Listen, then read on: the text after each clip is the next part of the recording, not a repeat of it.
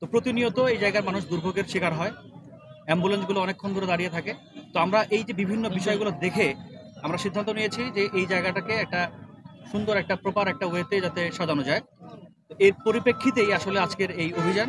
তো এই অভিযানে আসলে আমাদের সাথে ছিলেন আমাদের চাতুরী চৌমোহনীর যারা ব্যবসায়ীবৃন্দ, ব্যবসায়ী সমাজ, আমাদের ট্রাফিক আনোয়ারা ট্রাফিক এবং আমাদের আনোয়ারা থানা, যেখানে মূলত আজকে আমাদের যেটা প্ল্যান ছিল যে অবৈধ স্থাপনাগুলো উচ্ছেদ এবং যে রাস্তার যে আমাদের যে প্রশস্ত যেটা ছিল, আমাদের লেনগুলো দখল করা ছিল, আমাদের ফুটপাথগুলো দখল করা ছিল, সেইগুলোকে দখলমুক্ত করা, সেই প্রচেষ্টা আমরা চালিয়ে যাচ্ছি। এর আগেও আমরা দেখেছি যে বারবার যেটা আপনারা বলছিলেন যে অভিযান করা হয়, এরপরে কয়েকদিনের মধ্যেই আবার সেটা বসে যায়।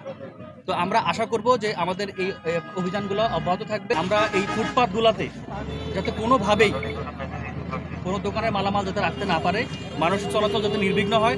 যখন আপনারা দেখবেন যে মালামাল যখন রাস্তার মধ্যে চলে আসে বা ফুটপাথে চলে আসে, তখন লোকগুলো কিন্তু রাস্তায় চলে আসে এবং গাড়িগুলো চলে যায় রাস্তার উপরে, যে কারণে এই আমাদের যানজটটা তৈরি হয়। আমাদের প্রতিনিয়ত এই চিন্তাটা থাকতে হবে যে অনেক এমার্জেন্সি সার্ভিস আছে যেগুলোর একটা সেকেন্ডের বা একটা মিনিটের প্রচুর মূল্য। একটা অ্যাম্বুলেন্স যদি 5 মিনিটের জন্য দাঁড়ায় থাকে আমাদের চাতুরীতে, তার জন্য যদি কোনো রোগী মারা যায়, সে দায়ভার কিন্তু আমাদের সকলের। তো আমাদের এই জায়গা থেকে আমাদের সচেতন হতে হবে।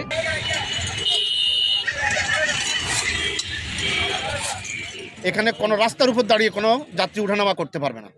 আমরা একটা স্থান তৈরি করে দিব, সেই নির্দিষ্ট স্থানের মধ্যেই যাত্রী উঠানামা করতে হবে। এর বাইরে যদি কেউ ব্যক্ত করেন, সেই ক্ষেত্রে ওই যানবাহনের বিরুদ্ধে এবং ওই সংশ্লিষ্ট চালকের বিরুদ্ধে আইনানুগ ব্যবস্থা গ্রহণ করা হবে এবং কঠোরভাবে এই ব্যবস্থা আমরা রাখবো।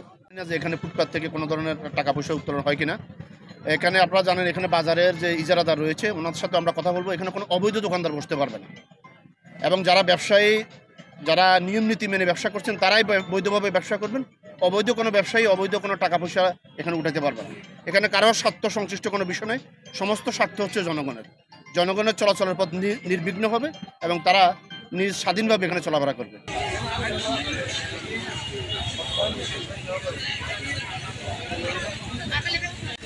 Thank you.